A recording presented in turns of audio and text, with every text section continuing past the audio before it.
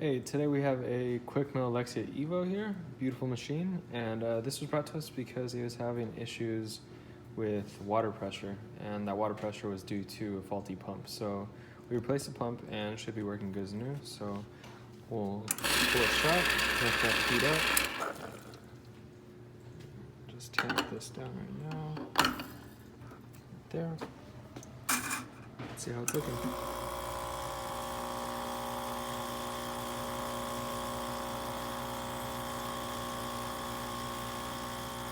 Beautiful, really nice color.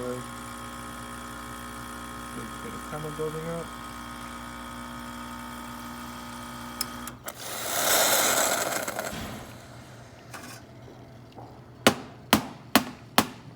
Looking very nice.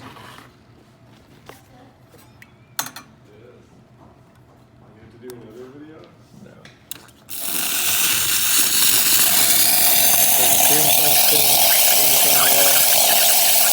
Very strong. And that'll do it.